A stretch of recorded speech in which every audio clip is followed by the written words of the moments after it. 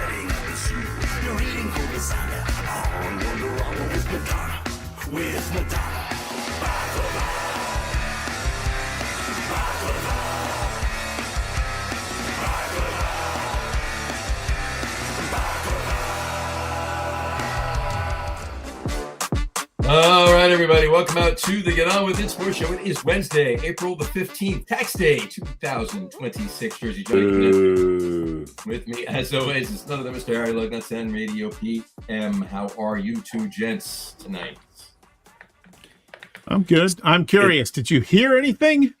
Yeah. Yeah. Okay, cool. All right. Did you hear the news? Then I'm great. Yeah. Yeah, we heard. It freaking worked. And another song right after the intro song, too. Yes, that's our new talk-up bed. That's our new talk-up bed. There you go. I love it. Love it. Very nice. Sounders galore. So can never have too much music in a podcast. Never have too much music in a podcast. That's for certain. That's for certain. And we learned that in radio, didn't we, Pete? Yes. Everything should have music. I want each show. Who was the producer? Was it? I forget what his name was. Each show should have a beginning and a middle and an end. I don't remember what Ken or whatever his name was. It's pretty sound knowledge. Yeah, each show does have a beginning, middle, and end. On this show, the beginning is a rambling, usually technically buffooned.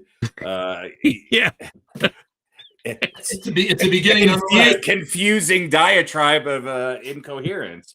The middle is usually I love that. Long and with moments of clarity, and the end is brief moments of clarity. Abrupt and Irish. Exactly. I love it. That's good stuff. It is good. All right. Stuff. So, by the way, just in case you didn't know, this is our annual draft show. The NFL draft. You can't get away from football. It's just constant. I know it's amazing. Well, 2026. Yeah, and we're gonna be talking about it again. I'm not, depending on how much we want to. In a few months, we get kind of a few months, right? Oh yeah, we have the draft, and then we got summer. Yeah, I mean, I don't see much reason to sprinkling in random facts about Well, I don't see much reason to talk about OTAs or anything like that. Usually he doesn't do that until August. Yeah, that's true. Yeah, but well, you know what, though? I mean, it is, years ago we did this every week, right? Yeah. So now it's a little bit more, we do 2 shows a month. So if something doesn't happen once a month, then every other show we're talking about it, right? So. Yeah. I don't know. I think the NFL and on this show needs to go into dormancy moving forward on the next show, so that maybe we could talk a little bit about NBA playoffs, NHL playoffs. No. And surprisingly, hopefully we don't all have razor blades to our wrists by then. Baseball. Yeah. That's a big Well, listen, this particular show, it's probably a good idea that we might not talk a lot of baseball because it would just be a freaking bitch fest from all of us, I think, at this point. But well, actually, tonight, listen, I think it's important to talk about the NFL draft, but I agree. After that, there's nothing I really want to say till opening day. I don't want to talk about preseason or any of that stuff. I don't care about which draft picks are going to get signed or who's not going to get signed or whatever. Unless one of the all-time greats in the game gets hurt and is going to miss the season or something like that. Pete wants the focus to be like a true Jet fan. opening day, and then never after week 3. And then we don't have to talk until playoffs. And then I'm saying I don't have to talk about the Jets anymore. But there's really little I have to say in general until the playoffs, and then I can talk about every team that's in them, which is not the Jets. So true story. Week 1, and then one and done. That's it. That's the Jet fan podcasters motto. One and done. The Jet seasons are really like Aaron Rodgers' first year with the Jets. Yeah, it's. It's a lot of hype, a lot of build up, a lot of hope, and a quick letdown. That was the epitome of a Jets NFL season in that instance. Absolutely. Yeah, that was like Testaverde Part 2. Testaverde played a lot more. He played a little bit more. Minutes. He did, but played more than 4 plays. Right, but Mike, I'm saying as far as the hopes crashing. Yeah. That's like okay. Well, that's you're right. That's a really good comparison. I forgot about that. Yeah, we were very accurate because we were going somewhere. Yeah, we were going somewhere, and then that was that. And we all just went. There could be a 4-part documentary on because didn't Testaverde play for the Browns? Yeah. So I mean, there could be a 4-part documentary on just like the curse of being a Browns quarterback. Like you could go from the 60s to 70s, 80s, 90s, and of course the last 2 decades, and it could be like a 4-part just masterpiece on the sadness. Well, and the thing about the Jets is he had one of, if not maybe his best statistical year, I think, was with the Jets. Yeah, you're right. And and then it was over. It was a good pickup. It was a good pickup. Yeah, it just didn't work out for that, for the long term. But anyway, let's start off not with football because we are going to do our top 10 draft picks and stuff, but a little bit of housekeeping, as you know, I love to do. A little bit of housekeeping. Little basketball housekeeping. Loves to document our ineptitude. Well, yeah, especially when it was 2 weeks ago. Because we're not, we're only on every other week, so a lot of stuff happens. But y'all might remember the NCAA tournament was going on a couple of weeks ago. And we had made some Elite 8 picks on for the men and Final 4 picks on for the women. So basically the way it worked out is I'll start with the women. We picked the Final 4, and then we picked, the championship or the semis and the championship and all that. We ended up 3 and 4.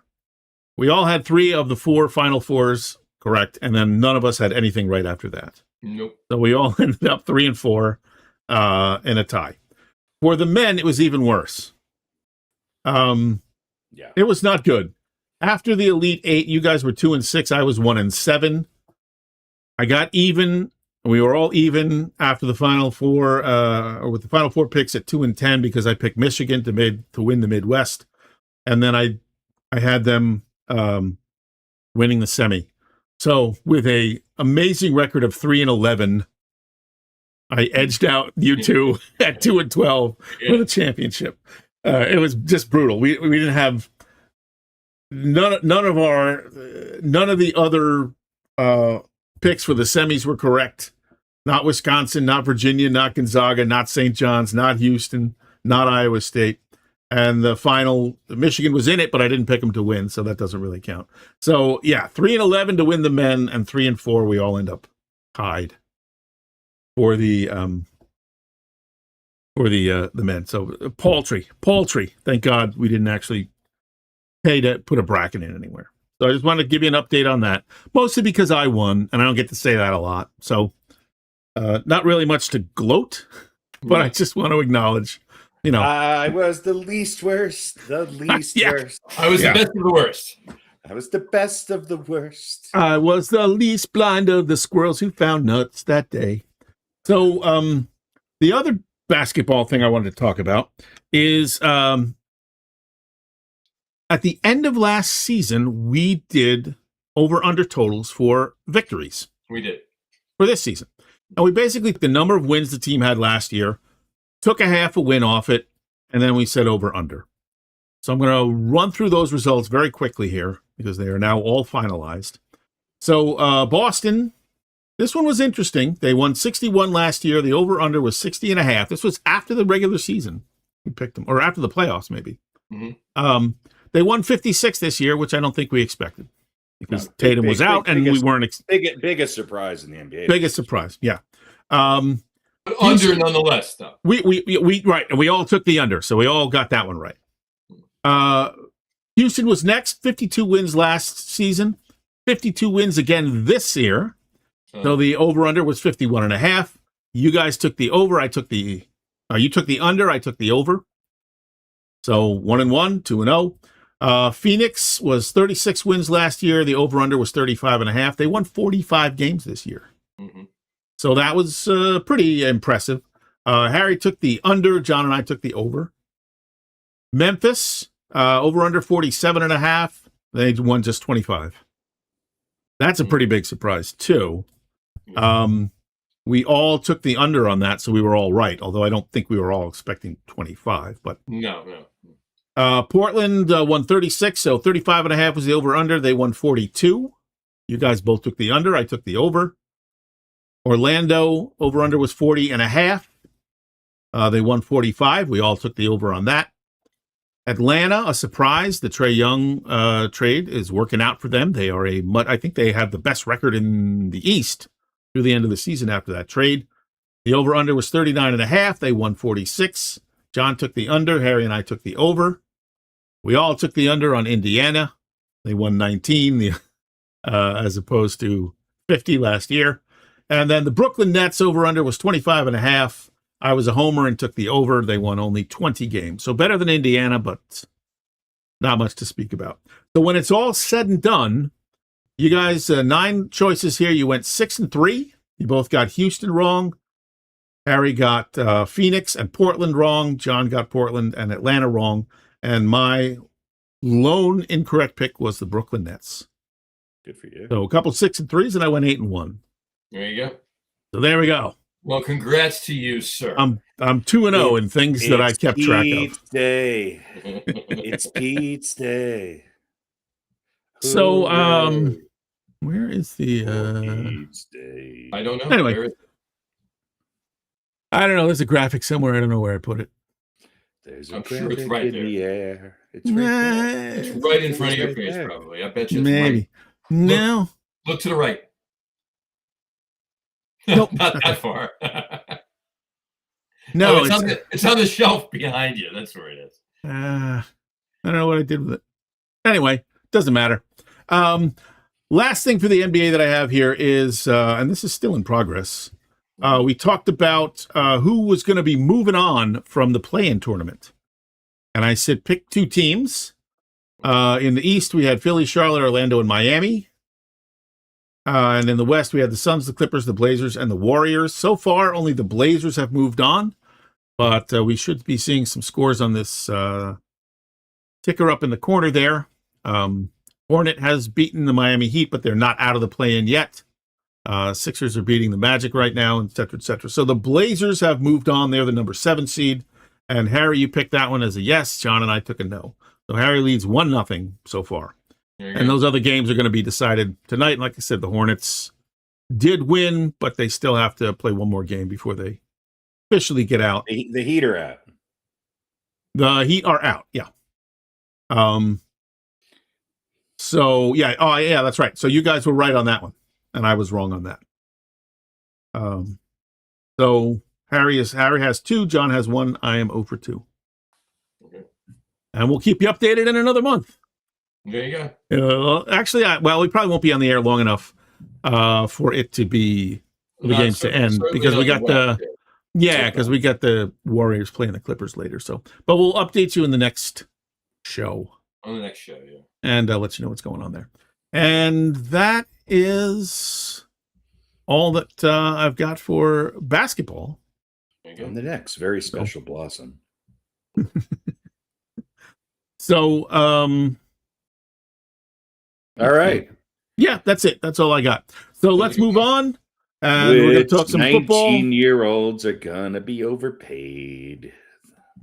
Which 19-year-olds are going to get paid? Oh, but all of them are going to get paid. Oh, yeah. Which ones? I wonder. We'll see which ones are going to be overpaid, though. Oh, so we're going to talk football, and we're going to show you our top 10 picks and all that stuff. We've got you scare me a minute. We're going to show you our what? We're going to our top 10 picks. We're going to show you our 10. Yeah, we're going to show you our 10. Our I'm going to whip out my big 10. 10-inch. Whip out my big 10-inch record. 3.5ers and call it 10. Hey, if I wear my glasses out in front of my face, it's a 10. It's a 10. Yeah. Maybe even an 11. If I measure, if I measure from my ankle, 10.5. I like metric. Well, isn't that a Robin Williams joke? Yeah. I love the metric system because then I can say 120. Let's move on. We got some things to take care of.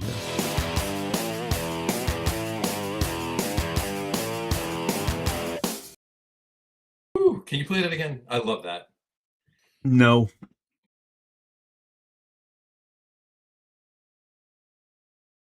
Looking at you with sultry eyes. What do you think I'm looking at? Of course I'm looking at Malkovich. It's funny that I was flipping through the channels. I was flipping through the channels a couple nights ago and Rounders was on. And I tried to take a picture of the TV at the moment when he says, coming in for a quickie. But I missed it. I was going to send it to you guys. Just really quick. Last night I had a conversation where John Malkovich came up. It was out. Would John Malkovich or who was the guy from Jeff Goldblum? Mm-hmm. Which one of those two, either or both or neither, would own a kite? I don't need an answer. Think about it. Yeah. Chime in with your own prediction. I gotta go with Goldblum. I did too, but the other people were definitely on board with Malkovich owning a kite. I think my instinct was Goldblum as well. I could actually see Jeff Goldblum flying a kite and talking. Me too. Yeah, of course. But do you think that's like? Do we feel like do you guys feel like we don't know him, but we know Jeff Goldblum maybe a little bit better, and we're able to address his personality, whereas Malkovich is sort of an enigma, and I don't know if the guy would fly a kite or not. Well, maybe that's kind of how I feel, Yeah. I asked him. Goldblum, you me back. Anyway, you pay Goldblum, and for an apartments ad, he'll fly a kite. That's true. That's true. When I used to go to the shore with my family in the summer. Flying kites was always a kite episode on Portlandia. All right. Anyway, there was an entire. These are the things I think about. Now on to something that I don't think about. Two stores devoted to kites on the island. There you go. Who? On OBI. On OBI, yeah. On OBI, yeah. Yeah, you're right. No, at least two. I can picture one of them. Yeah. I think it's called the Kite Store. The Kite Store. There's a lot of those. The ice cream shop, the Kite Store, the bookstore. They don't want to confuse people about what you get. Note to self: bring up very creative actors and an obscure activity, and you could have a good conversation. There you go. Well, I'm just saying, you triggered a pleasant childhood memory. That's right. John Malkovich flying a kite in your backyard. And suddenly, I'm 10 years old, flying a kite. Two rolls of string. You tie it to the dune fence right before you leave. You let it go out over the ocean. There you go. 1,000 feet of line. Let it go as far as it wants, then you walk away. There's no good back home. There's nowhere to fly it back home. There's nowhere to fly it. Yeah, exactly. Yeah. Anyway, just a quickie. What do we got? Just a quickie. All right. This is NFL draft history. NFL draft history. Here's the quickie. All right. So my question to you, gents, is since OBJ was drafted, what has the New York Giants average draft position for the first round, obviously, draft position been since OBJ, including that year, since OBJ was drafted? So 13 years. You mean what? Oh, you mean what spot? What spot in the draft here? Ooh. 5. What year was what year? 2014. So the last, including this year, 13 seasons. I'm gonna go 5. I'm gonna go. Yeah. First pick, we're talking. First pick. Yeah. I'll go 9. All right, very good. Pete will win that one. 9.3 is the Giants' average draft position since then. Or 10. 9. Well, not. It's 13 years. Obviously, it's going to be a point something. But just a callback, John. Callback. I understand. Callbacks. In the 2 years that they made the playoffs since then were the only 2 years that they were out of basically. So they were 25th pick in 23 because of the playoff run in 22, And then in 17, they were picking 23rd because of They averaged 9.3. 9.3. There you go. All right, Now, that's a quick. Hold on. On that note, really quick, what's the Jets' average draft position in the first round in the same time frame? Last 13 years. Since Odell Beckham Jr. joined the Jets. Yes. Since 2014. Yeah. 7. I'll say 6. All right. Harry is closer. 8.3, only 1 point off of the Wow. Jets. Yeah. All right, now just quick opinion. Yep. Who has done a worse job? The Jets. The Jets. Only because there's been a few bright spots for the Giants. And the Jets, whenever they do have a bright spot, they immediately trade them away. Yeah. Or ruin them. Well, do you consider Beckham a bright spot?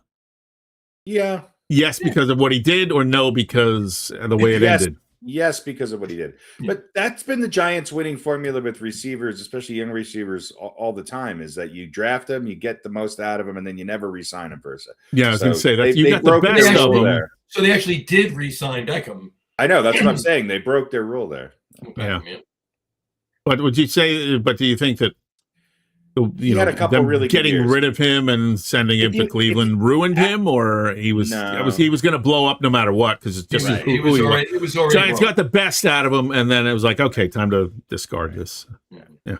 I think nowadays, if you get 2 good seasons out of somebody, you have to call it a success. I mean, I wouldn't going back 15 years, I wouldn't, but now I would be like, yeah. Well, there was definitely you were definitely looking to hold on to people. Oh, yeah. I feel like you were looking for reasons to keep people rather than not maybe looking for reasons to get rid of them. Which is why we've averaged a 9.3 in the draft for the last 13 years. Exactly. It ain't an 8. No. So you still got a ways to go. One higher. one higher. Let me let you in on a little secret. It's about the same. Yeah. Yeah, that's true. In the grand scheme, they're very similar. Yeah, very similar. All right, so let's talk some picks. Shall we? All right. All right.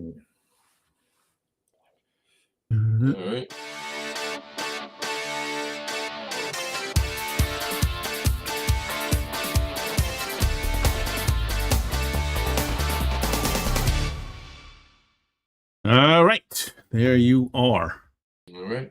Some important dates, whatever they were. I don't know what that was. Hopefully it's not a... Well, it was the draft, and then it was the opening. No. Hopefully the Hall of Fame game. Not, yeah. copyrighted or anything. Really quick, Vanessa Kitty says hi, Vanessa, and Dave Scardino. Oh my goodness! He said 6th, but I'm not sure whether he meant the Giants or the Jets. Probably the Jets. Yeah, probably. Well, hi folks, welcome aboard as always. Welcome aboard. Dave? Let's talk about something. You guys go on with the draft. I know nothing about any of these. You do too. Right. You do. Look, we have our picks. So what we did was we picked our first 1 through 10, and I'm going to pull them up one at a time here. And as the picks, slowly and painfully. Oh yeah. There's no other way. And discuss ad nauseum every single one. But here's the way I did this, I find... I'll be back in 45 minutes. Listen, after about pick 6, you can duck out, and you're going to see why in a minute. Let's start with number 1. The Raiders, that we all agree, Fernando Mendoza is the man.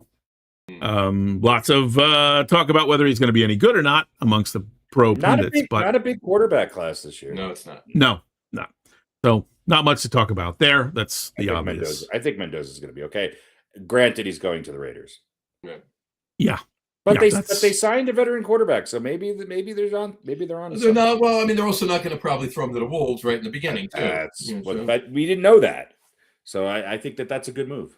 But they are the Raiders, so yeah. But I think game 2 or 3, he'll be out there. No, that's what I mean. Like they could start out with the best of intentions, and then somebody, But I think Brady's involvement now. I think he does not want to be known as somebody who's going to screw this up.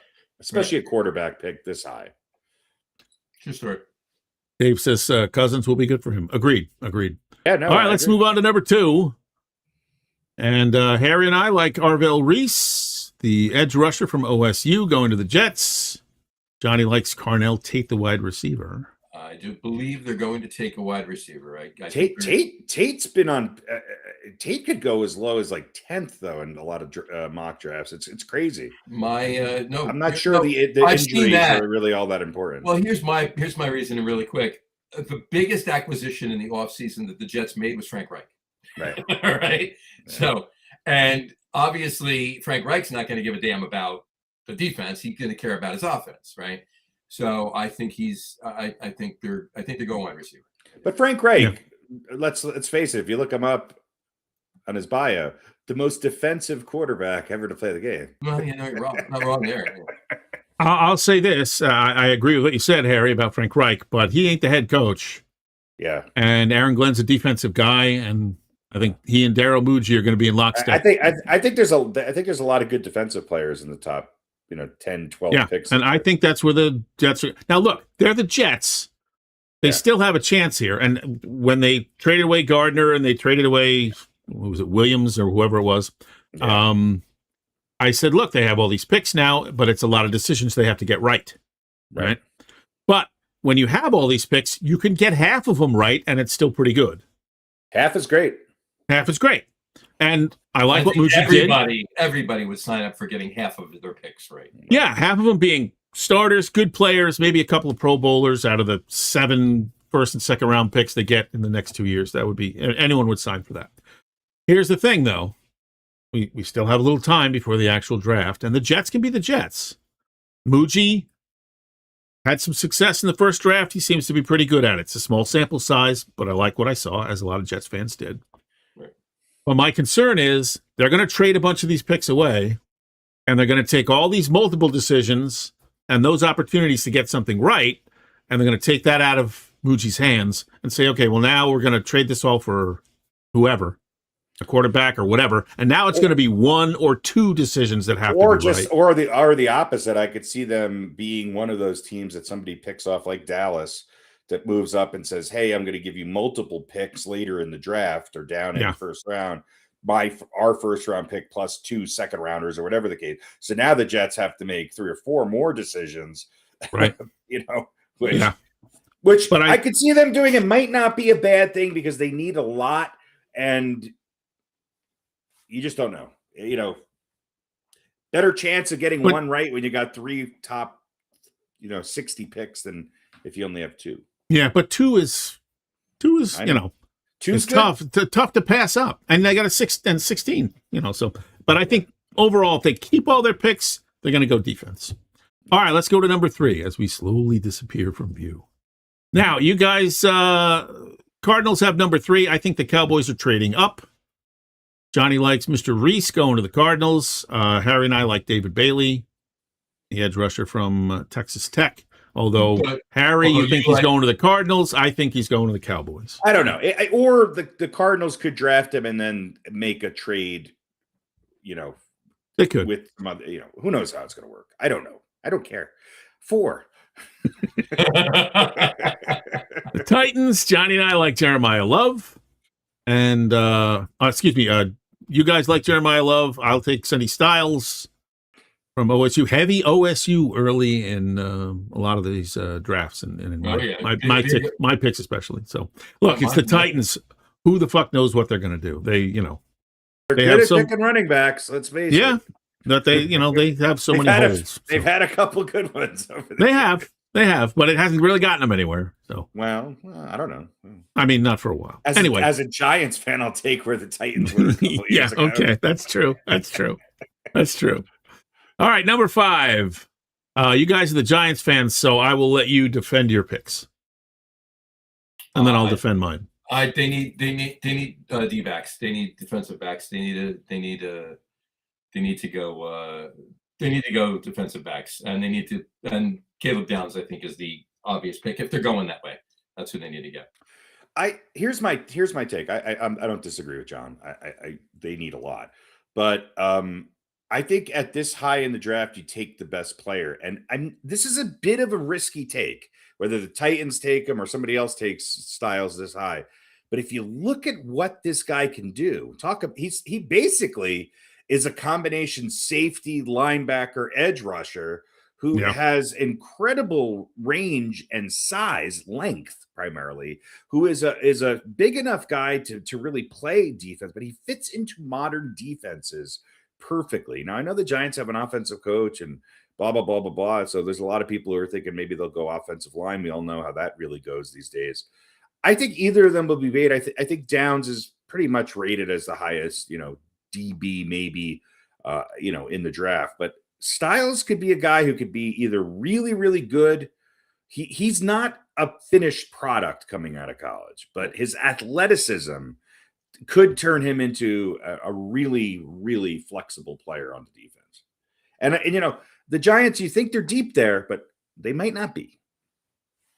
Yeah. Well, listen, I had him going in round 4 to the Titans. So yeah, I agree with you about his sort of multi-position ability. Yeah. It's a big draw. Now, I took Jeremiah Love, and you're like, number 5 with the Giants. What are you, crazy? Here's the thing. Harbaugh, offensive guy, run first kind of guy. And I think he sees something in Jackson Dart, and he's going to want to protect Dart. And I know that, well, you've got Scatterboo, and you've got this and that. Look, Scatterboo's coming back off a really bad injury. Who's the other guy they like? Pierce or? Who they have? Yeah, who they have? Tyrone Tracy. Tracy, that's it. It's kind of like offensive linemen. Can you ever have too many running backs? So I think John Harbaugh wants to keep Jackson Dart upright and help him mature, and he wants to be able to run, and that means he's going to need another. Hey, look, if the Giants they could find another running back, I'd be happy. Yeah. They could find another running back somewhere else, but I think he's going to. Hey, last time the Giants got criticized for picking a running back really high in the draft, I thought it was a good pick.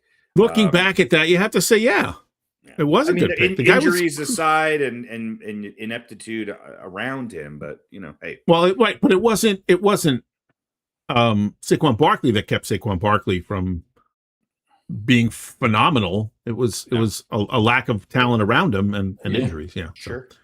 Number 6 to the Browns. You guys like this? This is the little brother of. It was his brother. I think was drafted by the Jets last year. Maui Goa. I don't know. Maui Goa. Tackle out of Miami. You guys both like him for the Browns. Now, are you thinking they want to get him to help protect Shedeur Sanders, or whoever they decide is going to be their quarterback, or whoever's going to be whoever? Yeah, I think off the ball. Again, they need so much that he's pretty highly rated. Yeah, and yeah. If you can find an offensive tackle that can actually play in the NFL in the draft, then you have to. And everything you read about this guy, he's ready to step in and play right now. And I'll be honest, I will not be surprised if the Giants don't. I think he's also a name that I would not be shocked if the Giants took him with the 5th pick. With the 5th, yeah. Well, listen, I don't know if they're sold on Shedeur Sanders or not. I hope they are because I'd like to see him play. But I took Carnell Tate because I think they want to get him some weapons. I think they'll, he's going to need guys to protect him, but I think they're thinking we can find offensive linemen somewhere. So, Number 7, the Commanders. Johnny's got Sonny Styles from OSU. Harry's got Reuben Bain Jr. out of Miami. We all have him going D. And I have Caleb Downs, the safety out of OSU. So the Commanders need defense, which is true. That's exactly what they need. Yeah. Number 8, the Saints. And here is an outlier, our first outlier, which is Denzel Boston. And by that, I mean somebody that no one else picked. There you go. And that's Johnny's pick out of Washington, the wide receiver. Harry's on board with Tate going 8 to the Saints. And I'm taking Mansour Delaney, the defensive back out of LSU. So offense, defense for the Saints. They want to give they're going to want to give Tyler Show another weapon. Yeah. They're going to focus on that. So I think after Tate is off the board, I think he's the next wide receiver. Boston is the next guy. Yeah. All right. Well, there's Mr. Delaney coming up in your next pick, number 9 for the Chiefs. Yep. And the other outlier, or another outlier here, Spencer Fano for Harry there, the tackle out of Utah. I looked at him too, because obviously you want to keep Patrick Mahomes upright. And the other outlier is the Chiefs do. Yeah, Chiefs do. It's right. Everyone, the Chiefs and no one else want to keep Patrick Mahomes upright. And the other outlier so far here is my pick of T.J. Parker, the edge rusher out of Clemson. I think they want to keep opposing offenses off the field so that Patrick Mahomes can have more time on the field. And so I will say one thing about the Chiefs. I will not be shocked if Tate drops down and he's available. I could see him in a Chiefs uniform. And he'd probably be great. Yeah. Yeah. And maybe they'll return to glory. And then number 10, Johnny's on board with Reuben Bain Jr. from Miami. Oh, they got to fix that defense. That's for sure. Yeah, they definitely do. And Harry coming in with Caleb Downs, who's been mentioned. And here's the other outlier is Jermod McCoy from Tennessee. So defense for the Bengals. Just a couple of secondaries and then an edge rusher. So those are our projected top 10 picks. This is one area where we don't always get the teams right, but we have a pretty decent.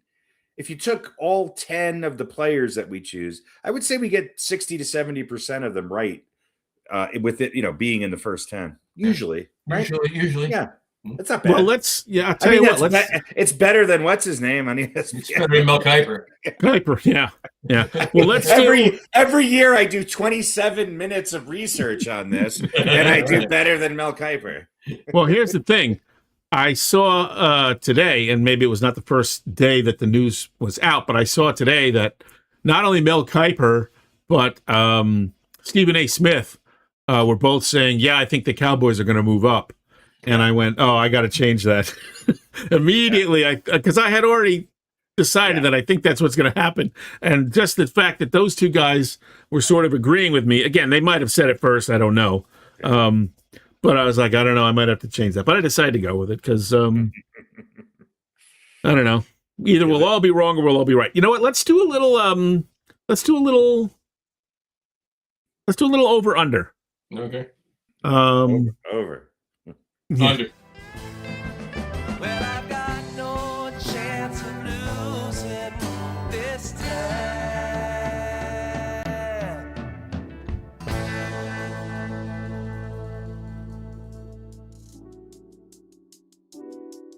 Nope, not that one. This is so hard. All right, whatever. Anyway, so 3 of us, 10 picks. That's 30 picks. We're just talking about we often get the players right, or more often get the players right than the actual teams they're going to. So let's do a little over-under. How many of the guys we picked? How do we want to do this? How many will be right as far as the player in the round? Right. Well, would that be the simplest way to do it? That would be the simplest way to do it. But what I think you should put up the graphic again for the picks, the total, the final shot. Yeah, hang on. I gotta find it here. I forgot what I named it. I pulled up the wrong one. It's just like Good Morning America. It is. I mean, it's endearing. It's endearing. That's one way. You can look at it that way. I do. I mean, you have to. You have to. I don't know where it is. It was just on the screen a minute ago. All right. I'm going to make this easy. The over-under is 6.5. No, here we go. Pick your own. Hold on. There were 3 outliers, right? There were 3 outliers? Yeah. Yeah, here we go. There we go. No, not that one. Not that one. No, it ain't there. I'll take Seattle. You can take Seattle again, huh? Seattle and the over. There it is. There it is. All right. There it is. All right. So, all right. Let me do a little quick count. 1, 2, 3, 4, 5, 6, 7, 8. So there's 30, John. 9, 10, 11, 12, 13, 14 different players.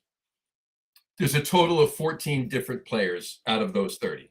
All right. So let's let the over-under of those 14 players at... No, it's how many, just the over-under of how many we will each get. No, how many of our I think- 10 selections will be in the top 10? All right, that's fair. Individually or just in general?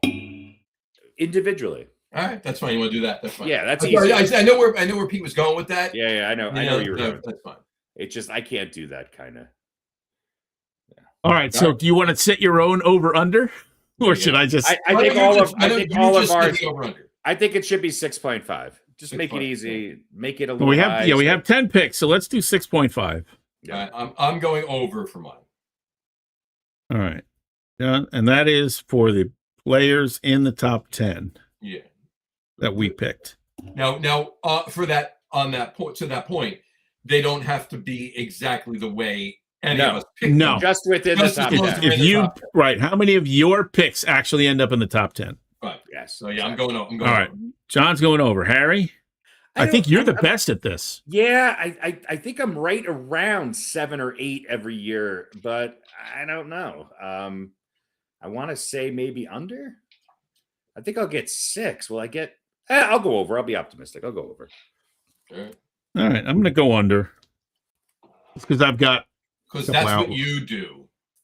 Yeah, I've got a couple. Well, I think last year I was pretty good. I don't know. In all the NBA picks, he went over. All He was three the of us are optimistic usually one. pretty good. So. Yeah, that's true. All right, I'm going to throw an extra one in here. As John said, there's 14 players. So how many of the 14 players that are on this list are going to actually be on this list after the draft? And I'm going to set the over-under. I think all 14 will be in the top 10. I'm going to set it at... I think 10 of the 14 will be in the top 10. I'm going to set it at 10 and a half. 10 and a half? 10 and a half. What? Yeah. All right, I'm going under. I'm going under. Yeah. I don't know. I think this is a better bet than. How all right, you know what? How can it be over, Pete? Well, it's 14 guys. Only 10 of them can be in the top 10. Madonna mia. But no. But we have different players in different spots. Right, but but only 10 of the 14 are going to wind up in the top 10. Yeah. We don't have 3 different drafts. Yeah. No, but it's how many names. Oh, just random names? Well, they have a first name and a last name. Some of them have a middle. Well, look, how many are guys that were not picked at some point by all 3 of us? Nobody took T.J. Parker and Jermod McCoy except for me. Nobody took. Oh, yeah, I guess Spencer Fano. There could still only be 10. There's still in the top 10. There can only be 10 players picked in the top 10. So we only have 14. But but we're talking about 30 picks. Oh no, we're not. No, because we have. You're right. You're right. I was okay. So let's go. So John and I are going under. Pete's going over. On that. Let's go 6.5 again. 6.5 over. I'm going over. Over, yeah. All right. I'm going to go over 2, and that's cumulative for all of us. Cumulative. Yeah. All right. So I'll take the under individually, and everybody's taking the over for everything else. The over under is 10.5. Under. I was thinking the 14 names. How many of them will be on there? I wish I could have got that in on Sportsbet really quickly. Listen, see if you can put it in. See if you can put it in FanDuel. Yeah. There you go. All right. So Radio Pete's guaranteed wins. That's our over under. There's going to be 12 players named in the top 10. It's very Yogi Berra. What can I say? I'm a radio guy, not a mathematician. Damn it, Jim. Damn it, Jim. All right. Let's move on to a little more draft stuff here. what is real? What is real?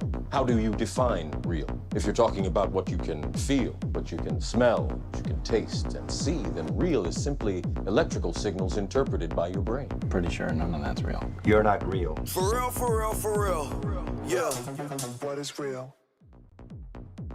All right. Are they for real? And what we're talking about here, we did our top 10.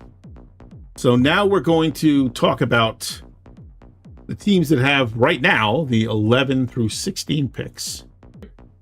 And I'm gonna ask you guys for each of them, do you think any of them are going to move up? So the number 11 pick is the Miami Dolphins. So John, let's start with you. Do you think they will move up? No. No, they will not. All right. John says no. Harry? No. No. I'm going to say no. Obviously, I think that Dallas is going to move up. Either of you guys want to take a gamble? I mean, I know we picked the 10 as though they were not moving up, but, you know. I feel like every year there's a report that Dallas is going to move up. I don't think Dallas is going to move up. And I more don't think so, they're going to move up either. more for two reasons. One, he's going to have to give up. Jerry Jones is going to have to give up a lot of draft capital to move up, and he's not going to. They need more players they can utilize those picks for, right? That's number one. And number two, I don't think he's going to find a taker to move up with. I got him moving up to 3, so we'll see. But so does Stephen A. Smith and Mel Kiper. So. Well, we know. All right. That goes. Number 13 picks is the Rams from Los Angeles. Yes or no? No. No. I'm going to say no. Baltimore Ravens. No. No. These are probably all going to be no for you guys.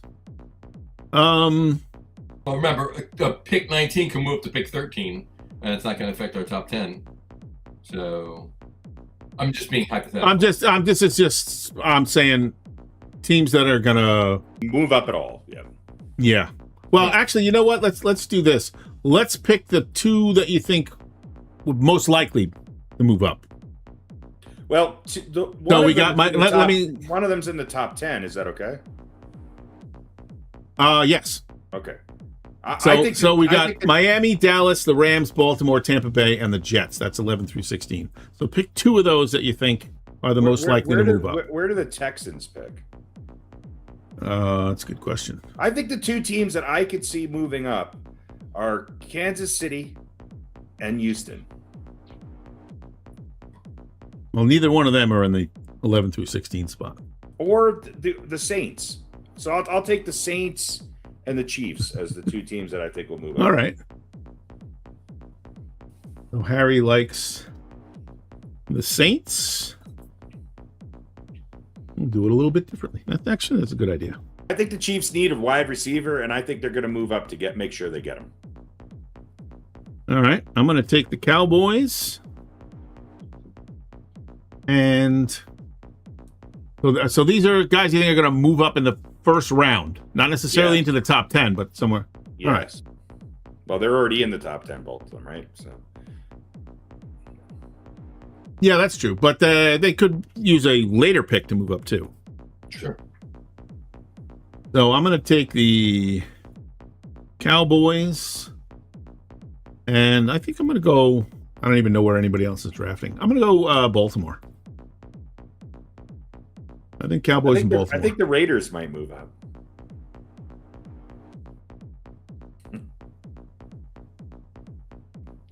Two number ones. They're going to trade their number one for a number 1.5.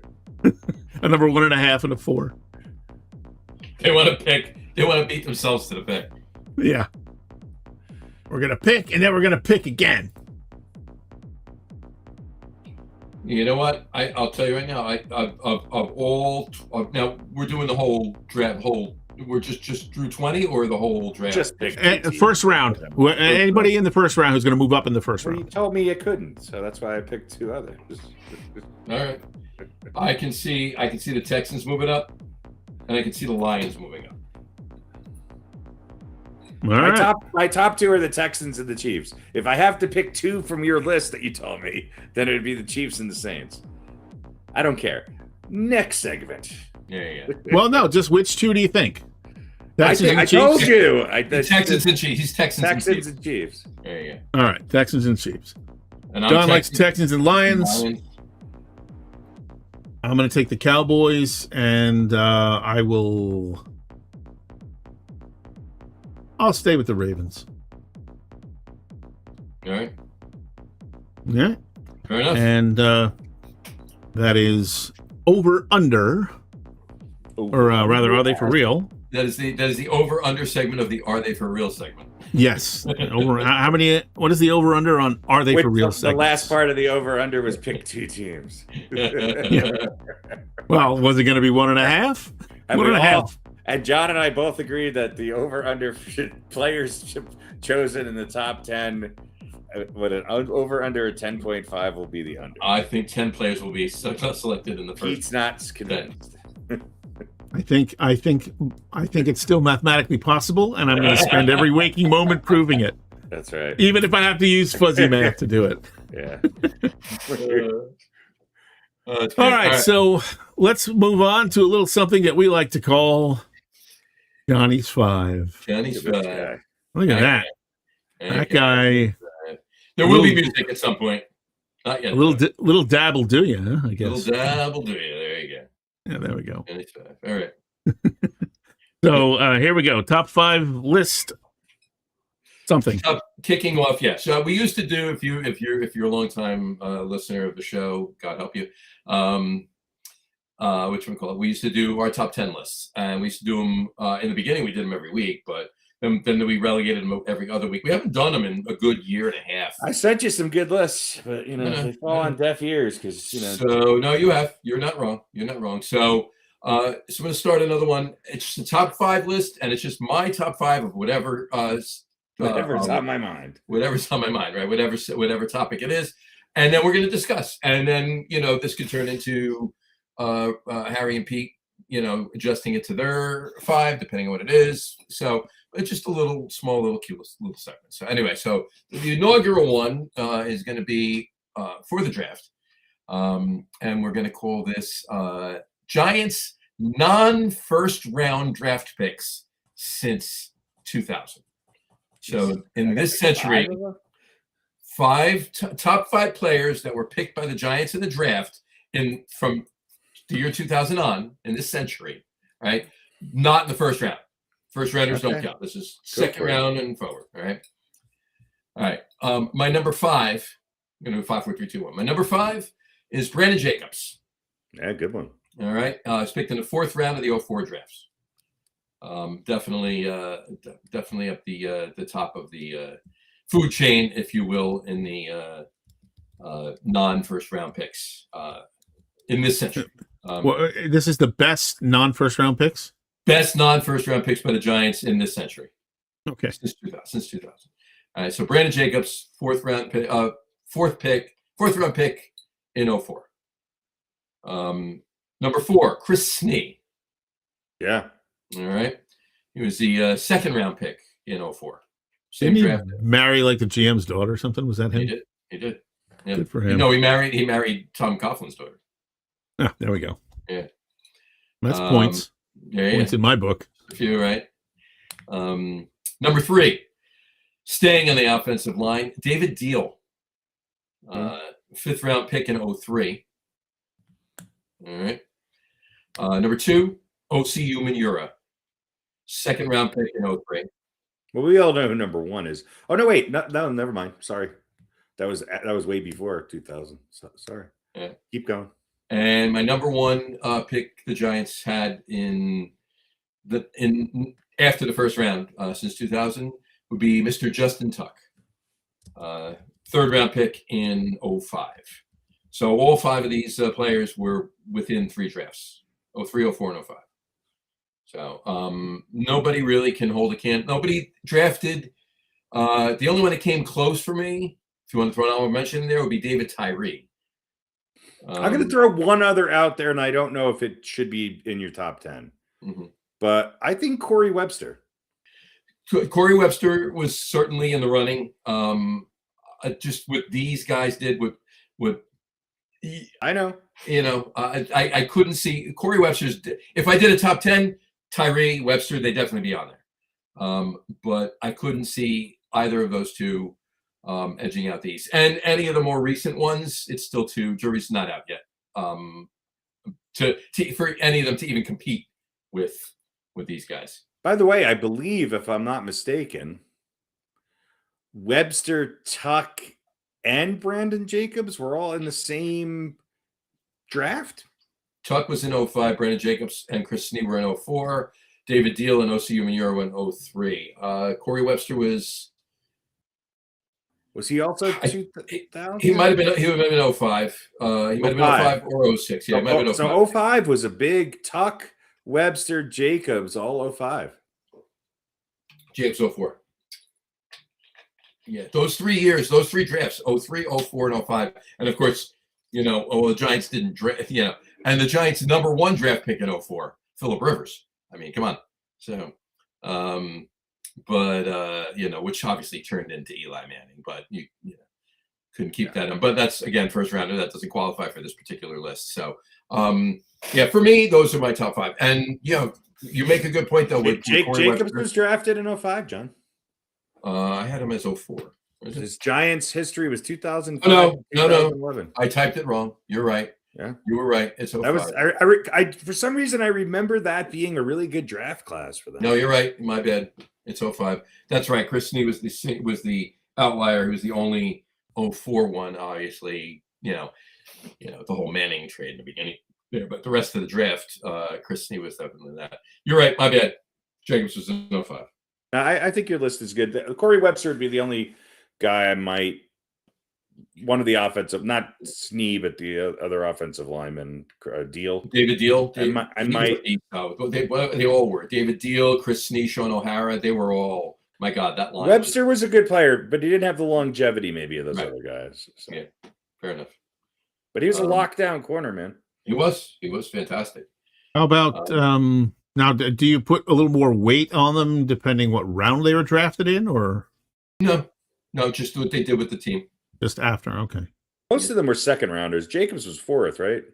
Jacobs was 4th rounder. David Deal was a 5th rounder. 5th rounder, yeah. Where would you put Ahmad Bradshaw?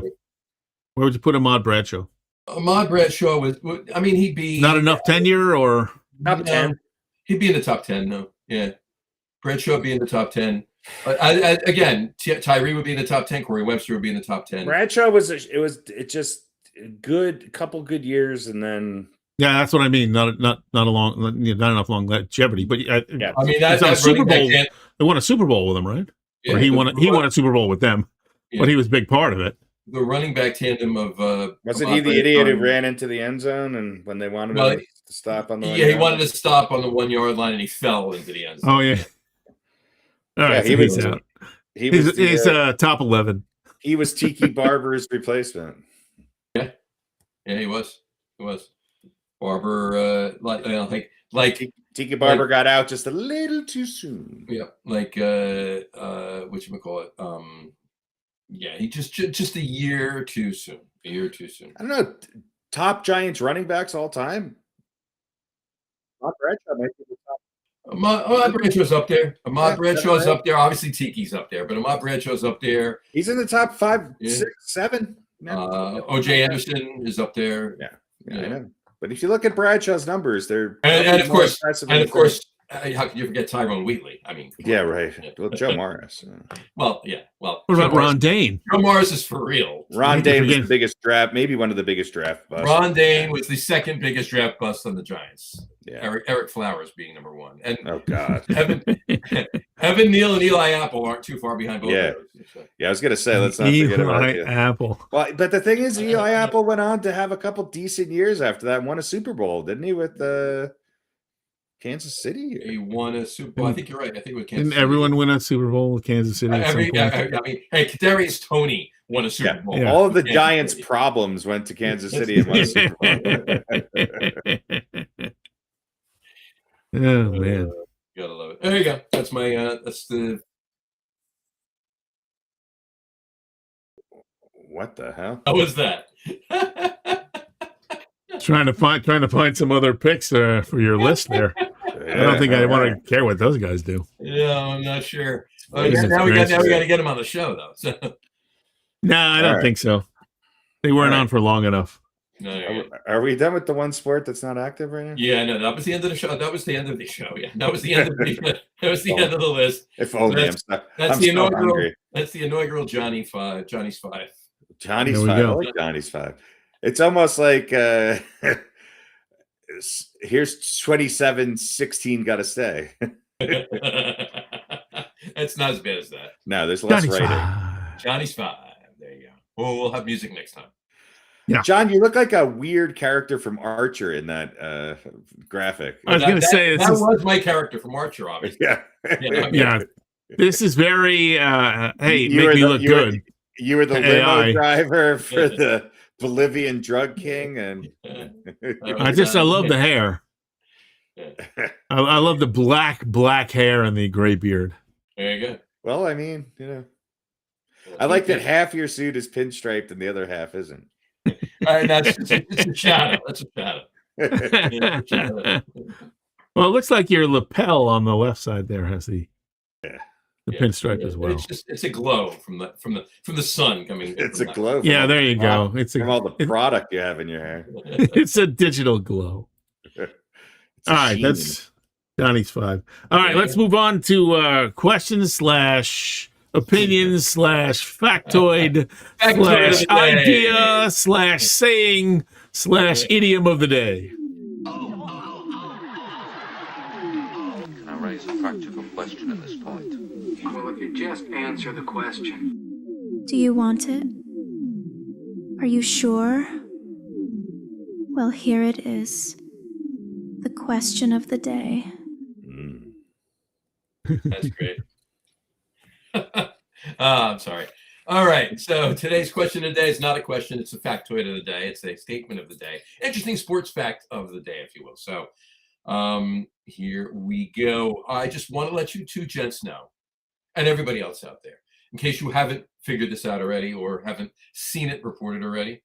All right. This is the first year in NHL history that the Rangers, the Devils, and the Islanders. Yeah, Pete and I were talking about this before you got on there. Have missed the playoffs in the same year. There's always been a year since the Devils were the Devils and the Islanders were the Islanders. Now, obviously, Rangers were the Rangers before that, and at some point they missed the playoffs without them. But since all three teams were in existence, this is the first time. So what's that? 40 some odd years. 45 years, 40. Well, Devils were. I don't think. No, we're not counting the Rockets. Oh yeah, Devils. Okay. Yeah. Devils in 81, 82, whatever. So 42 years. This is 44 years. This is the first time in those 44 years that all three teams have missed the playoffs in the same year. So there you have it. There we go. Even less reason. There's a really great cheesy documentary on the Islanders dynasty. It's about 45 minutes long on YouTube. If you want to hear some really bad sax music and some horrible audio clips. I'm always looking for really bad sax music. So. It's worth it. It's funny because I was watching some hockey the other day, and I wanted to bring up just that fact, which was just how bad the New York Metropolitan hockey teams are this year. And so of course I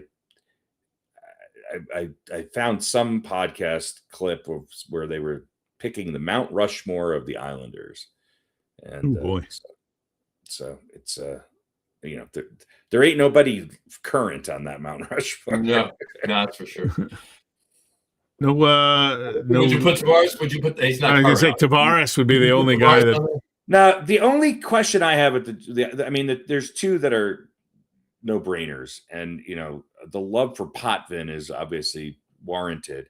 The real question. You ask any Ranger fan what they think of Dennis Potvin. Yeah, but if they don't have their head up their ass, they'd agree he's one of the best players to ever play the game. Of course. That's why they say it. But you are talking about Ranger fans, so it can be a hard find to. Yeah, true. So I mean, it's obviously it's obviously Bossy and Trottier and Potvin. The fourth one, it's either Billy Smith or Al Arbor for me. And I think I'd go with a player and go with Billy Smith, but I'd go with Billy Smith. Now we go Billy Smith. Yeah. Al Arbor did something that no one really has done in a very, very long time. And Cultivated trees. Well, he won 4 straight Stanley Cups, went to 5 in a row, which the other thing is that the Islanders won 19 straight playoff series. 19 straight playoff series. Yeah. Yeah, you're not wrong. Well, you kind of have to if you win 4 cups in a row. I'm just saying, when you look at it that way, it's not like you could go 18-1 and no, but I'm just saying. then I'm just saying. That team. People always talk about the bias of New York and blah blah blah. That team is gets the biggest short stick when it comes to recognition of all great sports franchises.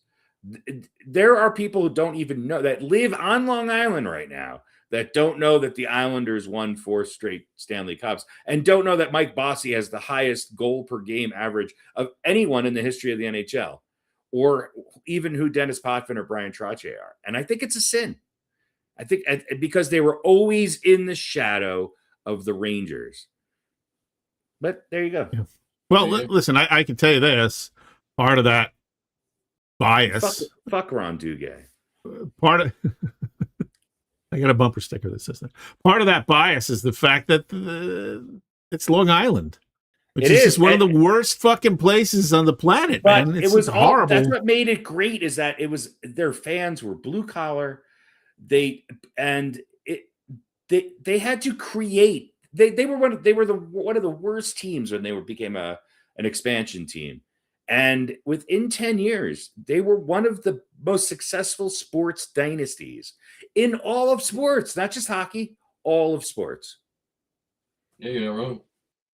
Yeah, but I would say could be, potentially tempered by, they're tempered by what? Well, there are other teams that had great dynasties too in hockey. Since, the Edmonton Oilers. No. After that, who else? The best 3 dynasties are the Canadiens, the Islanders, and Edmonton. Yeah, I guess that's true. Yeah, and Edmonton won 5, but they didn't win 4 in a row. Yeah, they won 2 and 2. So, and they didn't go to 5 in a row. So, yeah, and it's not like the Islanders lost to they were beating good teams, they lost to Gretzky and the Edmonton. They just had.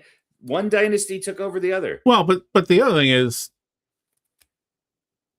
how many? We're talking decades ago, half a century ago. So I don't think you could really get on people. If they're not a hockey, if you're a hockey fan and you live on Long Island, you should know the history of the Islanders. Unless they're not your team, fan, you should know about this stuff. And I think it's lazy now for a lot of younger people. I never saw Bob Cousy fucking play, but I knew about the history of the Boston Celtics. I knew about the Montreal Canadiens. Right. I was interested enough in going back and understanding the history of sports. And you know me forever. You know that I do that too, and that's what we do here, right? But I have a question for you. Based on that, Montreal, over the course of 13 seasons, 13 NHL seasons, the Montreal Canadiens, the Edmonton Oilers, and the New York Islanders won Stanley Cups. Yep. Only one other team in those 13 seasons won a cup. Who was it? The Utah Mammoth.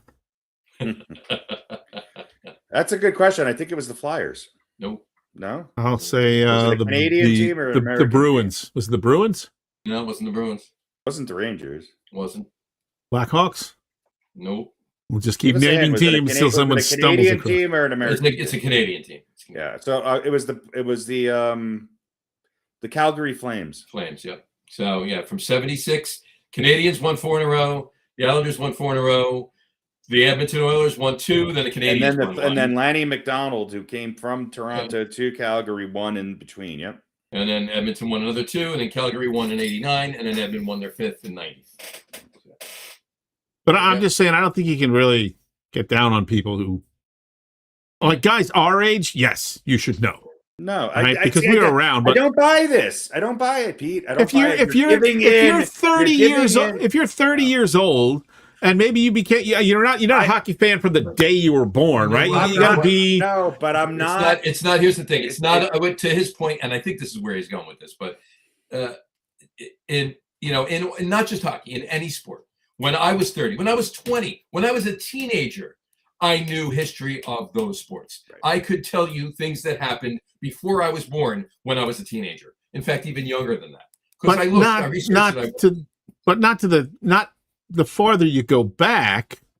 I'm saying these people could be 30 years removed from this, and you might not have known as much as you think when you were 20 years old, and it was 30 years removed. You're looking at it like that, yeah. Where I think what I'm referring to, and for guys our age or around our age or in their 40s or whatever, I agree that you should know a little something about it. But I think people that younger than that, how far back do you really have to, And I mean, you got to go back further now. Are you saying you're not a fan if you don't go back and research the history of the game? What I'm saying is that the recency bias and the laziness and the sort of arrogance of it. Look, I'm of the era of Patrick Ewing and John Starks.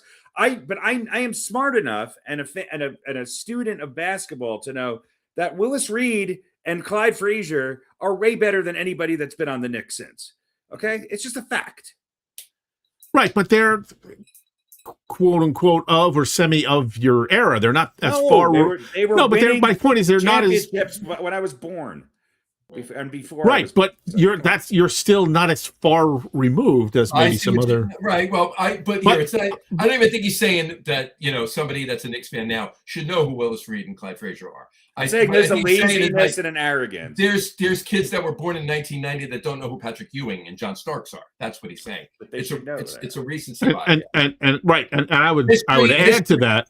History started when they started watching the sport. That's when the history started. But I would also add to that if you want to criticize them even more, it's much easier to find that stuff out now. Exactly. When we were 25, if you wanted to know the history, you either had to find a book to the library, or look it up. You went to the library, or you asked the guy at the end of the bar who was there for every game and had been for 60 years of his life, and he could tell you about the history. You couldn't just pull it up right there. If you're going to argue with me about sports, you better go and do your nerd research. That's all I'm saying. There you go. Don't leave out the past. And it's pretty easy to do. Yeah. That is 100% true. All right. But all right. Look, I can't really complain about anybody not knowing anything because I don't know anything other than sporadic facts that happen to be burned into my particular brain cells. Some good old ones that I'm like, okay. Yeah. I have a few memories that are sticking, but you know more than you like. I also like how you combine names to create new players that never existed. Sam Bradford Darnold would never exist. Sam Bradford Darnold. One of these days, he's going to have to learn that his middle name is Bradford. Yeah. Well, hopefully he'll. When we get him on the show before the season starts, then hopefully he'll embrace it and he'll own it. Absolutely. There you go. Anything we want to say about baseball? The Mets suck. The Yankees suck. I saw a post today. I love these people who get on, and so this woman gets on and she goes, "Here's the problem with the Yankees," and I'm like, "Okay, drop some knowledge on me here. You got to stop relying on the long ball." She's not dumb. I'm like, no, she's not wrong, but I'm like, really? That's your sage, that's been true for how many years now? You're not giving me anything new here that I didn't already know. Here's my takeaway with the beginning of baseball is that there's only one good team in the league, really good team in the league. Yeah, obviously, the Braves. Number two, everything I've said ad nauseum about the Yankees is exacerbated this year. Their bottom of their lineup is horrible. I will wait and be patient.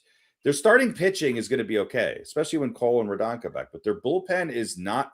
They don't have a reliable closer. Their middle relief is shaky. The bottom of the lineup is maybe the worst in the league, and they do not know the fundamentals of baseball. And Jazz Chisholm, if he doesn't want to fucking play in the cold, or just if you really think you're worth that much, just trade him now. Get the fuck rid of him. I'm sick of watching professional baseball players not know that you can catch the ball and tag a runner and throw a guy out.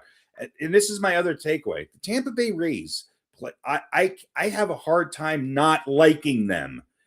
They play a brand of baseball. They should not be at the top of the American League East, and they are because they know how to manufacture runs, and their speed and small ball confuses the fuck out of incompetent baseball dumb teams like the New York Yankees. And look, the Yankees, I'm not really one to jump on this bandwagon. It's too early. But if the Yankees don't win 95 games this year, Aaron Boone's got to go. Anyway, that's my Yankees wrap up. The Mets will be fine, I think, once Soto gets back. Hopefully it's not a big injury. They also are falling right into what I told you guys was going to be the thing, is that the Mets are going to have a year where they got to figure out what they have. But what they have is going to be good. They have to gel. The chemistry is not there. There's no chemistry because they have a bunch of position players that have filled positions from players that were let go. Right. But they're playing out of position. All of them are playing out of position. And here's the other thing globally in baseball.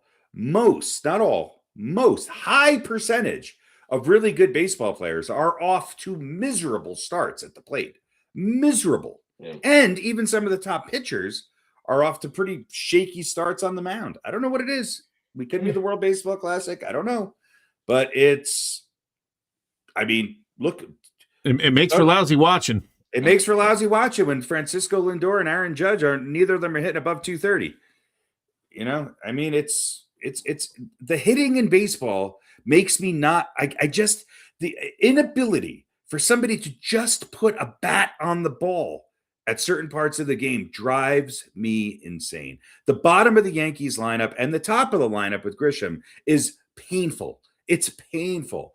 And hand claps to Ben Rice. He's not great at first base, but he's hitting the ball. That's my Yankees summary. It's the only way they scored a run yesterday. Yeah. Sack fly. Yeah. And all right. Not much for us New Yorkers to cheer about right now. No. But I think we all kind of said about the Mets. Let's give David Stearns a chance here. Let's see what happens. A lot has to come together, though. I do remember saying there's a lot of, and John, you said the same thing. There's a lot of moving pieces, a lot of new pieces, and it'll take time for everything to gel. But we're in the middle. Again, it's only the middle of April, so we still have time. But all of a sudden, it's the middle of May, and then it's the end of May, and for the Mets, you don't know. You got to give them grace because there's so many new pieces. Right. The Yankees are just it's the same old story. Let's roll it back because we had such a great team, and they have not improved anywhere with the exception of maybe one or two players at the plate.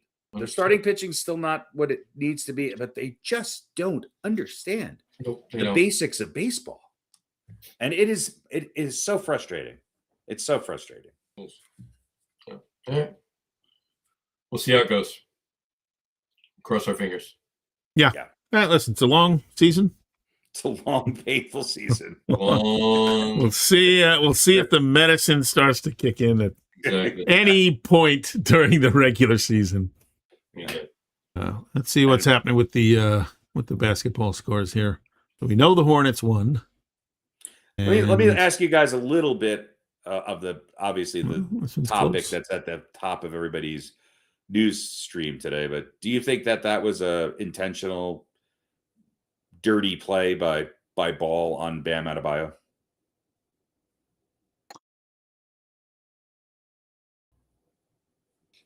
I don't know if I would say intentional, maybe not. I don't think it was premeditated. However, I think it was careless was the word that I would use. Yeah, and I didn't in real time. I didn't really notice it, but when I watched the replay, I was like, yeah, this is pretty definitive. That I don't mind physical play, but when you're pulling guys' legs out from underneath them, that's cheap shit. And I think retrospectively, I think that you might see a suspension for Ball. Yeah, I think it would be warranted. Yeah, I do too. Definitely. And it's too bad because Bam Adebayo, look, you got to give that guy credit. He, played in the NBA Finals a few years ago, obviously against the Nuggets. Was a really good player. He's really become the Heat's best player and kind of an unsung star in the league. And I'm not sure the Heat lose that game if he's on the court. Sorry. Well, and listen, what is for the non-Heat fan, the basketball fan, what do we know about Bam Adebayo based on this year? He scored however many points it was in that game, 81 or 78. Yeah, right. But other than that, it wasn't like, oh, Bam Adebayo, a top 10 player of the week again. Nobody. I mean, obviously the pundits weren't really talking about him all the time. I'm sure in Miami they were, in Florida they were. The Heat, nationally, no attention till he scored. Because they don't have whatever he scored. They don't have a star. They've always had LeBron or Dwayne Wade, or they had Jimmy Butler, who was kind of this maybe a star. He was an anti-hero.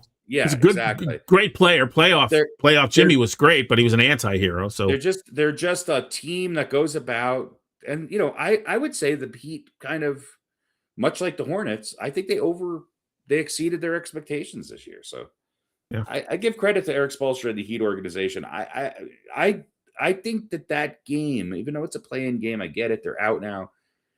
I think I'm not sure the Hornets win that game if Bam's on the court. Yeah. Anyway. And speaking of LeBron James, I'm just going to say I take back everything nice I ever said about him. Fuck that guy. He's just fuck him. He is a crybaby piece of shit, and the league ought to fucking throw him out. He's just terrible. Everything he does is terrible. Self-centered. He's hard to love. He's hard to love. He is, and he doesn't play well enough anymore that you can sort of overlook all the bullshit that goes on. I'll tell you what, though, as a man, and he's a Laker. As a follically challenged man, I'm glad he finally found a razor. It looks so much better than what he was holding on to there. Yeah. The ring of follicle there was not kind. Not kind. But just shut up, man. Stop complaining. Go play some defense or get off the court. Yeah. I mean, now, and the whole Bronny thing and all that shit. Just enough. We'll see with the Lakers. There's a chance that Luka and Austin Reeves might play. So I don't know. That team. Luka went to Italy to get his hamstring work done. What does that tell you? I don't know. Maybe it's just more to get his hamstring work done by Sophia, Dr. Sophia. Yeah. Speaking of getting a hamstring work done, what are your thoughts on the Diana Rossini, Mike Vrabel? I don't know enough about it. Are either of them married? Yeah, they're both married. Okay, I didn't know that. Yeah, I'll say two things about it. She stepped down today, right? She did. She resigned from the Athletic. Yeah. Two things I'll say. Well, to me, look, was she getting inside information? Yeah, I meant some. You could look at that two ways. You could say, hey, that's a good job on her part. Doing but again, like, what information are you getting from Mike Vrabel that you really, what stories were broken? I don't know. But I will say this. I think that it was the coverage of it was a little unfair, at least initially, because she was getting way more heat than he was. Yeah. They were both cheaters with each other, and she was cast as the villain, which is typical of our society, and he was cast as, he shouldn't have done it, but he's Vrabel, he's a player, man, not quite to that degree, it was more subtle than that, but I thought it was a little bit unfair that she was getting, the flack that she was, and he was not getting an equal amount of flack for cheating on his wife. So, A, you don't know everybody's personal situation. B, if they were in relationships and their partners did not, or spouses did not know about it, then it's horrible on both of them. 3, C, whatever I'm listing off here. I wish we lived in a society where we didn't know about this. Yeah. Oh yeah. 30 years ago, we would have known about this. So. Right. And look, we did what to your point, what you just said. Not justifying the behavior. I would hope that both their families would find out about it. The depth of the knowledge we have now the fact is that it's being broadcast as a news item is I can't. Again, I'm old. I don't. This is personal between their families and them to deal with. It's not. Yeah. It's all you hear in the last 2-3 days. And it's not like, assumedly, and again, we don't know all. Why didn't he step? Why did she step down? Why did she feel the need to step down? And why didn't he step down? Her contract was up next month anyway. Yeah. So she was not going to get renewed. And here's the thing: the New York Times owns the Athletic. Yeah. The New York Times. Well, I know it's their sports section now. Doesn't want to have anything to do with sports to begin with. I know. Clearly, they're not going to have anything to do with this. So before she got fired, and then she has to go find another job after getting fired, she stepped down. Put her back on ESPN or something worthwhile watching. Yeah. And look, and I would also say to what we don't know is we don't know the status of each of their individual relationships. That's what I was saying. No, we don't know it either. We don't know any of it.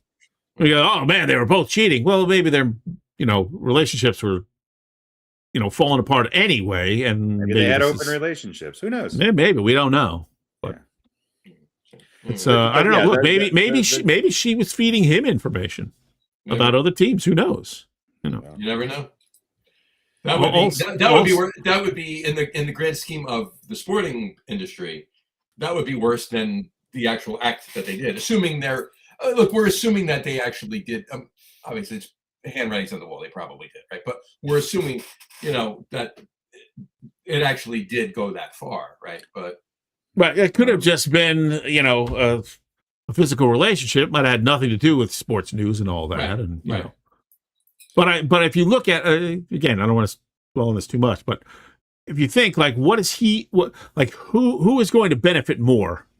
She might get a scoop from him, but it's only going to be about one thing. But he might get a scoop from her about any of the other teams, maybe the team that they're playing that day or something like that. So she might have more information for him than he has for her. Right. Who knows? I don't know. Could be. But again, she shouldn't have been cast as more the villain than him. They're both guilty of it. Yeah, I'm sure. Assuming everything that's been reported is true, I'm going to go out on a limb and say that the extent of their relationship was physical, and that's it. There was no other, nothing. No other exchange of ideas. Exchange. Yeah, there was only exchange of fluids, not ideas. Oh God. All right. Let me ask you real quick about hockey here. Because I was talking to Harry before we got in the air, and I was saying, look, you can root for the Kings if you're a casual hockey fan or you don't have a dog in the fight. You can root for the Utah Mammoth, right? That's new. You can root for the Anaheim Ducks. That's been a while, and the Senators. So I don't know. I don't think non-hockey fans are going to necessarily just jump on anybody's bandwagon, but for a guy like me, who doesn't really watch hockey until the playoffs come around, I have multiple choices here because I'm certainly not going to, I don't know, maybe I'll root for Buffalo. How about that? Is that the biggest story in hockey? Sabres have 108 points and they're at the top of the Atlantic Division. But I have multiple kind of, dark horses to root for. So I think that's a really great thing about hockey. And hopefully it'll bring in some of those fans that maybe watched during the Olympics and then decided that they wanted to continue to be hockey fans, but they not really quite sure who to root for. At least for the playoffs, you got some. I think there's some teams that are getting hot, and obviously the change of head coach in Vegas. I mean, the Knights are a team that's going to be something interesting to watch. I mean, I think the hockey playoffs, as long as they should you usually get more upsets in hockey than you do in some other sports. So. Hey, didn't they win like 4 or 5 games straight after changing the head coach in Vegas? Oh yeah, I mean they're the hottest team in hockey right now. It's other than actually I think they are. So it's it's going to be interesting. I mean, I think the NHL playoffs this year are going to be really really good. Yeah, and look, you got Buffalo, you got Tampa Bay, you got the Canadiens are back up there. There's a lot of good teams, and then there's some teams that who would have thought the Panthers and the Maple Leafs would be out of the playoffs, along with what we talked about earlier, all three, and the Blue Jackets and the Capitals. We were hoping Capitals too. Maybe this could be a swan song for Ovi, but that doesn't look like it's going to happen. The Colorado Avalanche, they couldn't keep up with what they started the year out with, but they're 6-3-1 in their last 10, and that whole division is pretty good. And Vegas is all of a sudden, they went out and made and now they're leading the Pacific Division. So it's going to be interesting. It's going to be interesting. If you don't have a team, pick a team. Watch some hockey playoffs. If you don't love hockey, I don't love hockey, but I like playoff hockey, so watch. Playoff hockey is. Oh yeah. And they don't do 3-on-3, right? We haven't adopted that yet. No. Okay. Do they do 4-on-4? Or no, they just keep playing overtime. They do 4-on-4. After a certain, After 5 overtimes, they go 4-on-4. After the 8th overtime, they go 4-on-4. And if they get to 18 overtimes, they go 3-on-3. and then the goalies fight it out. It's after 2, right? In the After 24 hours, they go to 1-on-1. Yeah. 1-on-1. Then the goalkeepers escape. Actually, they have they have a Zamboni off. They have a jousting Zambonis. Yeah, there we go. After 24 hours, it's just both goalies are hitting pucks back and forth and see if they can sneak it in. It's like air hockey. Right. Yeah, they start out the blue line. They each have to shoot. If they both make it, they move to middle ice. They both have to shoot. They just keep moving farther away until somebody misses. So, with full pads and with the goalie stick. Oh yeah, absolutely. Yes, yeah. And they got to keep their mask on. So, all right. I guess that I would watch.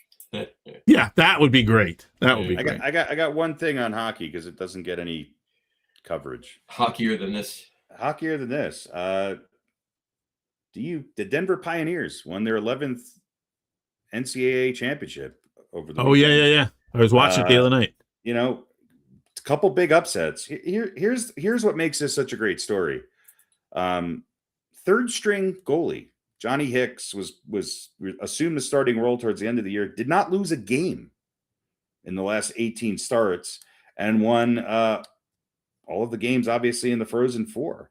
So he took over as a starter in January of this year and did not lose a game. And the one tie that he had was an overtime win. So it wasn't really even a tie.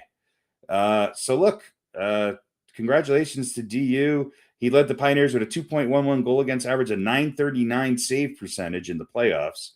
And he recorded 49 saves in a 4-3 double overtime win against Michigan to lead them to the championship game in which they beat Wisconsin. So, and they came back in all of these. They were down 1-0 in the third period to begin the third period against Wisconsin. And thancfully they won in regulation.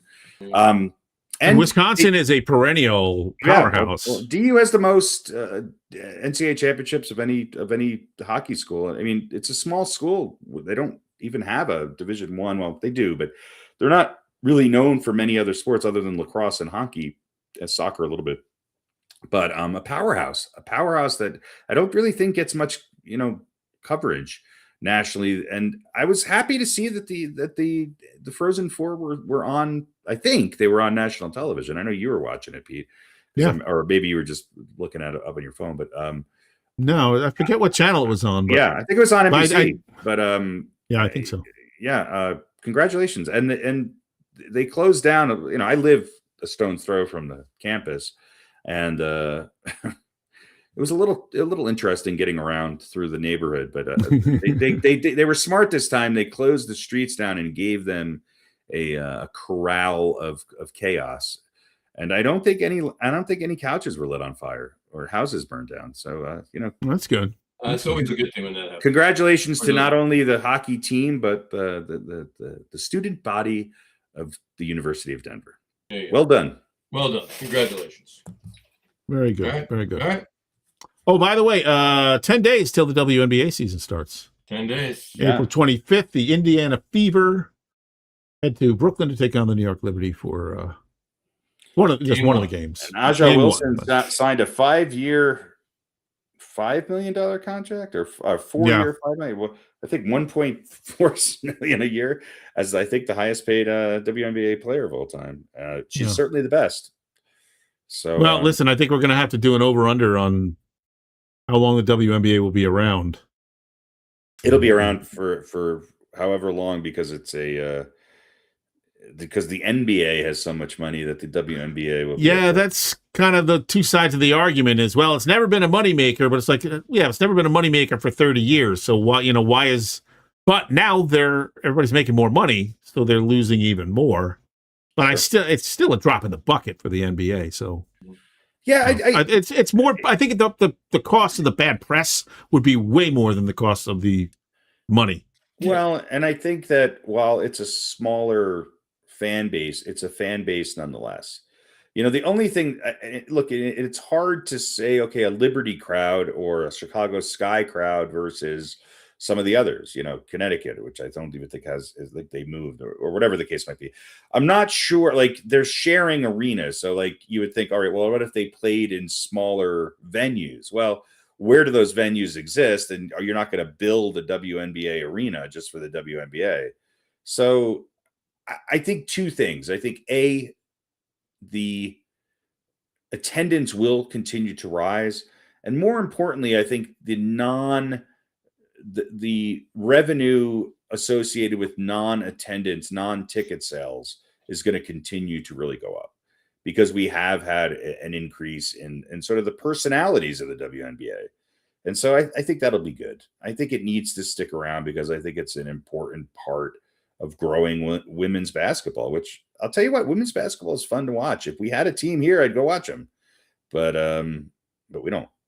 Yeah. I also think that the sports media, who's always looking for a story, right? And I got 24 hours to fill, 365 days a week, is now looking for who is the next, which they weren't doing as much in the past. But I think over the past 4 years, between Caitlin Clark and Paige Beckers and I don't remember when Asia Wilson came out, but there's been a couple other players whose names I don't remember.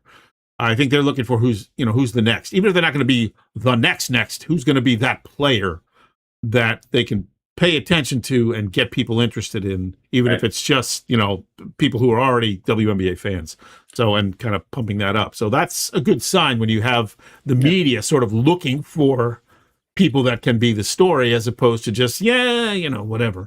It's also, the media is owned by certain conglomerates who own certain conglomerates who have a vested interest in certain conglomerates, which is good. I'm not trying to downplay it, but I'll be honest. I watched more of the women's NCAA Final Four than I did the men's. I found it more engaging. Yeah. Well, listen, we'll see if there are any other teams that look for bigger venues to have their games, even if it's not all their games. It won't be bigger venues. No, they definitely won't be bigger. I mean, are they going to have sort of that Indiana Fever? Is there any team that's going to have? Is it only going to be maybe against the Indiana Fever, or will some of these other? Teams, the Caitlin Clark certainly brings in a crowd, but it doesn't mean that the Indiana Fever are leading the league in attendance. I think it's but when they went to somebody else's house, they found a bigger place to play. Caitlin Clark needs to stay healthy and become part of the conversation, where other players have deservedly so. I mean, look, Aja Wilson's you could make an argument that she might go down as the best women's basketball player of all time. Yeah. Her career is certainly not over yet, but she's certainly in the top 10 already. And you could make that argument. So there's some really good active players right now. Yeah. And some at the beginning of their career, and some in the middle, and some at the end, just like any other sport. But what's interesting with the WNBA is it's starting to happen much like the NBA. Is there's a lot of movement with who's playing where, and you got Angel Reese getting traded from the Sky. So you kind of have to stay engaged to see what's going on. Yeah, we get to see what the Angel Reese effect is on the Atlanta Dream. She's a great defender and a great rebounder. She just, she struggles around the rim putting the ball in, but she's still a double machine. And there hasn't been too many great players in the history of the game that have averaged double rebounds. And so, she might not be Aja Wilson ever, but she's certainly going to be Dennis Rodman of the WNBA. And that's an important piece if she could find the right team.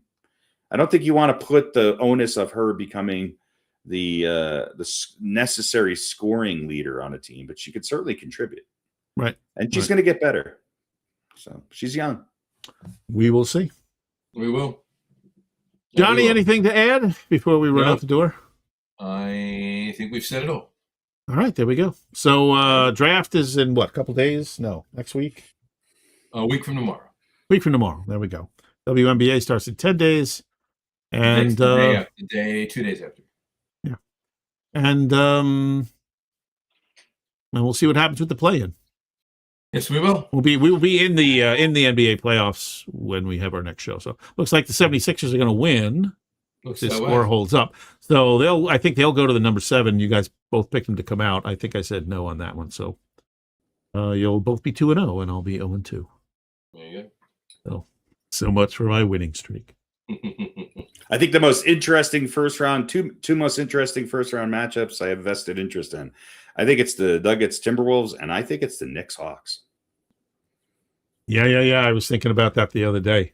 The Hawks are kind of a little bit on fire with a bunch of guys that few people know their names. I think the Knicks will get past them, but I think the Knicks have to kind of shift gears. Yeah, they're a bit of an enigma, those Knicks. We shall see. Yep, we'll talk about it in 2 weeks. So You sure will. Yeah, until then. All right. Until then. Goodbye, everybody. Ciao. Thank you all for watching. For those of you listening to the audio podcast, a passel of thanks for listening. You're all really swell. Like and follow us on all our social media. Check us out on Instagram, Facebook, and TikTok. Just search for the Get On With It podcast. All of our shows are available on YouTube at the Lager Room channel. Just click the Live tab to reach the show archive. The video podcast is live on YouTube, Twitch, and Facebook every other Wednesday, starting sometime between 7 and 8 p.m. Eastern Time. You can find the audio podcasts on our host, Spreaker, as well as your favorite audio platform. If you haven't already, quit your dilly-dallying and subscribe so you will never miss a show. Thanks again for joining us. Have a great rest of your week and watch lots of sports. For the boys, this is Harry Hansen saying see you in a fortnight.